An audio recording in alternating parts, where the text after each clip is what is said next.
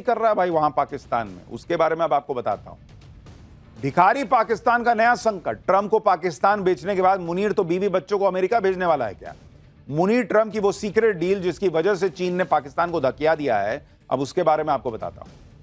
पाकिस्तान का फर्जी field marshal असीम मुनीर खुद को भिखारी पाकिस्तान का मसीहा दिखाने की कोशिश कर रहा है और ट्रंप की चापलूसी में बिछा पड़ा है और उसी चापलूसी को बता रहा कि यही पाकिस्तान के लिए अच्छा है। लेकिन जो मुनीर बार बार अमेरिका जाकर ट्रंप की गोद में बैठ रहा था, उसके पीछे की असली कहानी तो अब निकलकर सामने आ रही है। पाकिस्तानी मीडिया में चर्चा चल रही है कि मुनीर और ट्रंप तो आपस में अपनी पर्सनल और फैमिली डील सेट कर रहे हैं भाई। पाकिस्तानी दावा कर रहे हैं कि ट्रंप के हाथों पूरे पाकिस्तान को बेचने के बाद मुनीर अब अपने बीवी बच्चों को अमेरिका भेजने वाला है। दावा किया जा रहा है कि मुनीर के बीवी बच्चों को अमेरिका की नागरिकता मिल भी गई है। लेकिन सवाल यह है कि जो ट्रंप बिना अपने फायदे के किसी को एक फूटी कौड़ी ना दें, उन्होंने मुनीर के परिवार को अमेरिकी नागरिकता क्यों दे दी भाई? ट्रंप और मुनीर की सीक्रेट डील को लेकर पाकिस्तान में क्या दावे किए जा रहे हैं? अपने परिवार को अमेरिका भेजकर मुनीर पाकिस्तान में कौन सा कांड करने वाला है, सब आपको बताऊंगा। लेकिन जो पहले हो रहा है उसकी एक झलक देखिए। यहां पाकिस्तान बाढ़ में डूबा है, उधर असीम मुनीर खुद को सेट करने में लगा हुआ है। पाकिस्तान में सोशल मीडिया पर असीम मुनीर को लेकर एक दावा किया जा रहा है। दावा है कि असीम मुनीर अब अपनी फैमिली को अमेरिका में सेटल करने वाला है। चर्चा यह है कि असीम मुनीर की पत्नी सईदा इरम और उनके 3 बच्चों को अमेरिकी नागरिकता मिल चुकी है। दावे के मुताबिक मुनीर ने अपनी पत्नी और बच्चों के लिए जून के पहले हफ्ते में अमेरिकी नागरिकता के लिए अप्लाई किया था और 22 अगस्त को मुनीर की फैमिली को अमेरिकी पासपोर्ट मिल गया है। यह पाकिस्तानी सोशल मीडिया में दावा किया जा रहा है। इस दावे के साथ सोशल मीडिया पर पाकिस्तानी लिख रहे हैं कि उन्हें तो पहले से ही पता था कि पूर्व फौजी जनरलों की तरह असीम मुनीर भी पाकिस्तान को धोखा देकर एक दिन भाग जाएगा। अमेरिका में बसने के लिए असीम मुनीर की फॉरवर्ड प्लानिंग के बारे में जो पता लग रहा है वो भी आपको बताता हूं। दावा किया जा रहा है कि असीम मुनीर की पत्नी और बच्चे जल्दी ही अमेरिका शिफ्ट हो जाएंगे। अमेरिका में असीम मुनीर न्यूयॉर्क में एक लग्जरी प्रॉपर्टी भी खरीद रहा है, इसका भी दावा किया जा रहा है। यह प्रॉपर्टी पॉश इलाके हडसन यार्ड में है, जिसकी कीमत 66 करोड़ रुपए बताई जा रही है। यह प्रॉपर्टी डील पाकिस्तानी फौज के एक पूर्व जनरल एहसानुल हक ने करवाई है, जो अब अमेरिका में बस गया।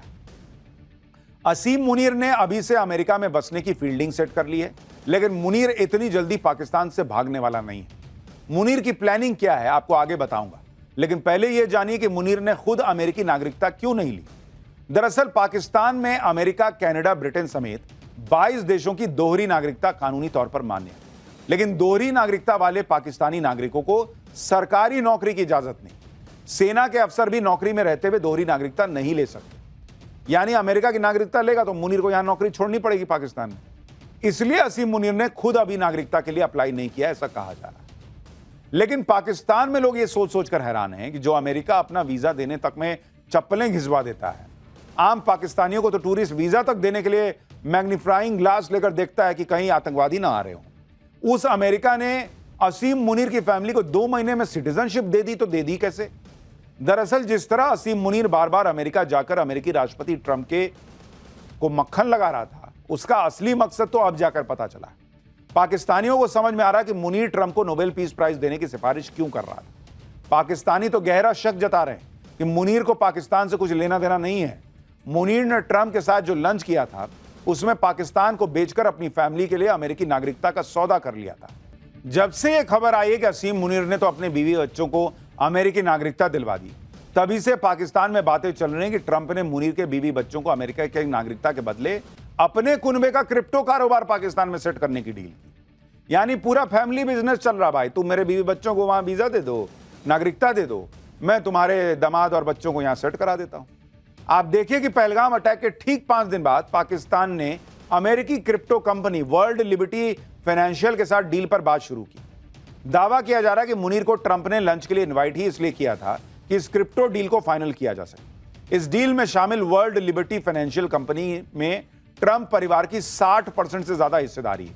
ट्रंप के बेटे एरिक ट्रंप और दामाद जेरेड कुशनर इस कंपनी के निवेशक हैं। दावा यह भी है कि डील के तहत पाकिस्तान में ट्रंप परिवार का क्रिप्टो बिजनेस खुद असीम मुनीर संभालेगा।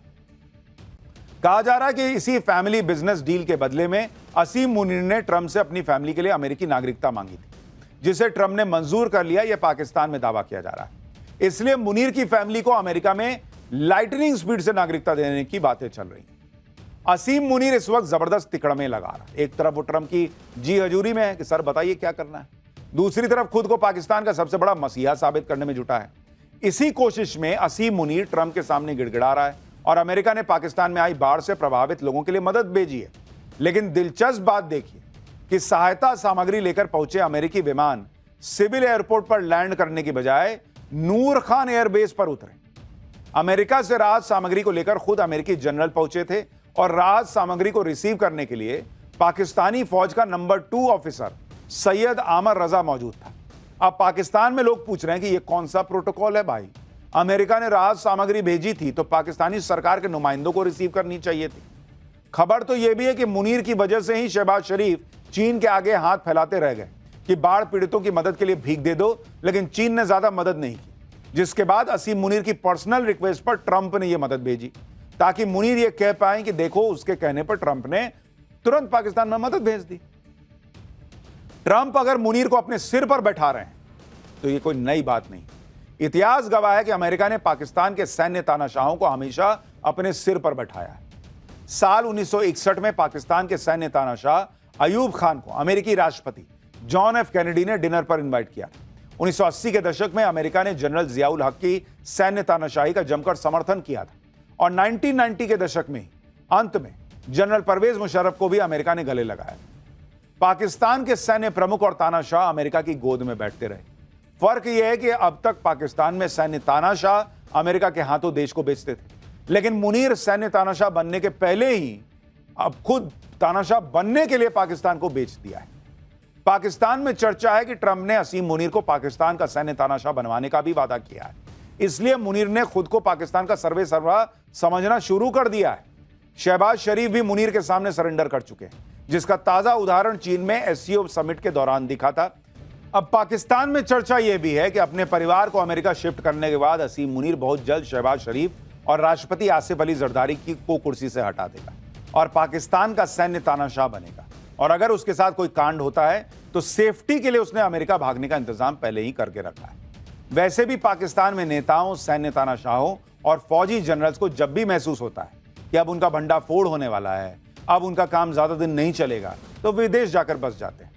आप खुद याद कीजिए कि सैन्य तानाशाह परवेज मुशर्रफ महाभियोग की कार्रवाई से बचने के लिए साल 2008 में पाकिस्तान से लंदन भाग गया। मुशर्रफ के बाद सैन्य प्रमुख जनरल अशफाक परवेज कियानी भी करप्शन के केस दर्ज होने के बाद रिटायर होते ही विदेश में बस गए। 2013 से 2021 के दौरान सेना प्रमुख रहे कमर जावेद बाजवा भी अरबों रुपए की संपत्ति बनाने के बाद पाकिस्तान छोड़कर चले गए। ऐसे ऐसे तो सैनिक है वहां के, जनरल है वहां के, पैसा लपेटो और उसके बाद विदेश में बस जाओ। इसलिए वहां सोशल मीडिया पे चल रहा है कि मुनीर भी यही कर रहा है। वैसे तो मुनीर को अभी अपनी सत्ता जाने का कोई डर फिलहाल नहीं दिख रहा, लेकिन पाकिस्तान में कब क्या हो जाए कौन जानता है। इसलिए असीम मुनीर ने पहले ही इंतजाम करके रख लिया कि बीवी बच्चों को अमेरिका की नागरिकता दिलाओ और जरूरत पड़े तो हम भी चल देंगे सब छोड़ के, पैसा लपेट के। खैर, पाकिस्तान का माई बाप तो फिलहाल मुनीर बना है और वो क्या पाकिस्तान के साथ कर रहा है आप देख ही रहे हैं।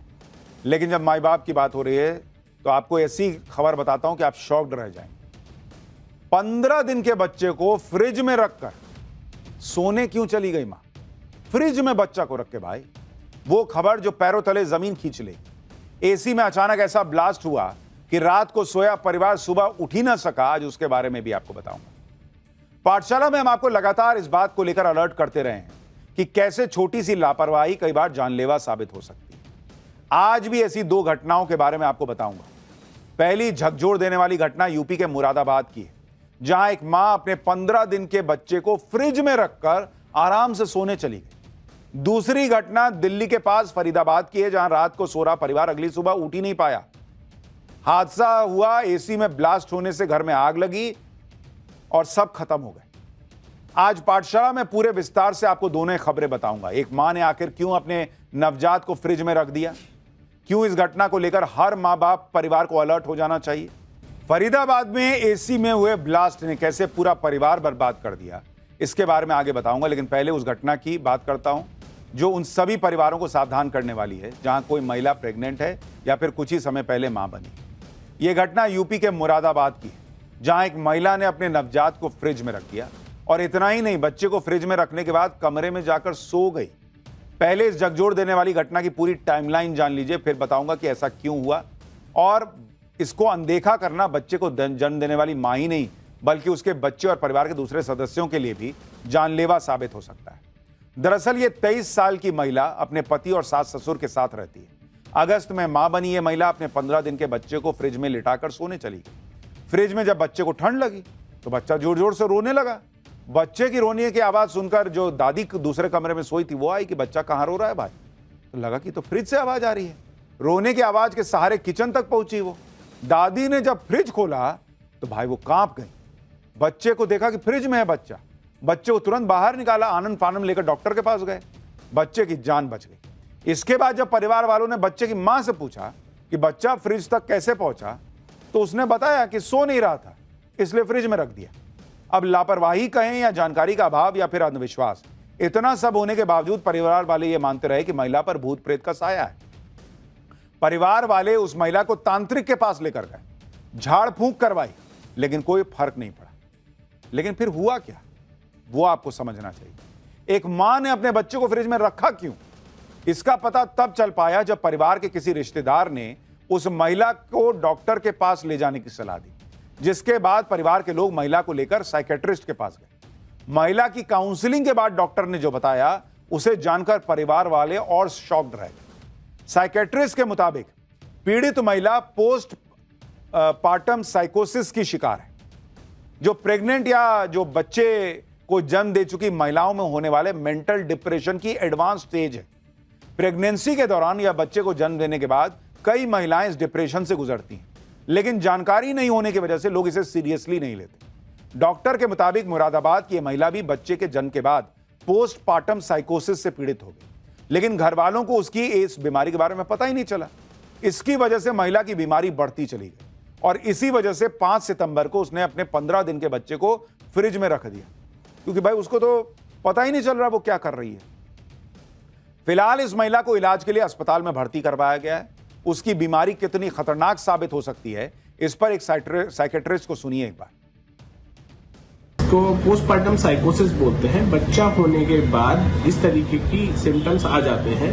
करीबन 5% लेडीज में इस तरीके के सिम्टम्स होते हैं, जैसे पोस्टपार्टम ब्लूज कहा जाता है, जिसमें डिप्रेशन होता है, और इससे सीवियर चीज हो जाती है पोस्टपार्टम साइकोसिस। इसमें जो परेशानी रहती है, इसमें ये सीवियर फॉर्म रहती है। इसमें शक और वहम होने लगता है कि ये मेरे बारे में कोई बातें कर रहा है, मेरे बारे में कुछ मुझे मारेंगे। ये शक वहम ये इतनी सीरियस कंडीशन होती है कि पेशेंट अपने आप को भी मार सकता है, अपने बच्चे को भी मार सकता है और किसी पे भी अटैक कर सकता है। अब यह समझना भी जरूरी है कि कोई महिला प्रेगनेंसी के दौरान या बच्चे को जन्म देने के बाद पोस्टपार्टम डिप्रेशन का शिकार होती क्यों। प्रेगनेंसी और बच्चे के जन्म के बाद शरीर में होने वाले हार्मोनल चेंज, नींद की कमी और तनाव इसकी सबसे बड़ी वजह है। कॉमन कंडीशन में 5 में से 1 महिला पोस्टपार्टम डिप्रेशन का शिकार होती है। चिड़चिड़ापन होना, किसी से बात नहीं करना, अचानक मूड स्विंग होना, बहुत ज्यादा गुस्सा आना इस बीमारी के लक्षण है। इससे पीड़ित महिलाएं किसी भी काम में फोकस नहीं कर पाती, बिना वजह बार बार रोना आता है और अपने बच्चे से उनका लगाव भी नहीं हो पाता। पीड़ित महिलाएं बिना वजह हर किसी पर शक करने लगती हैं, उन्हें हर किसी से खतरा महसूस होने लगता है।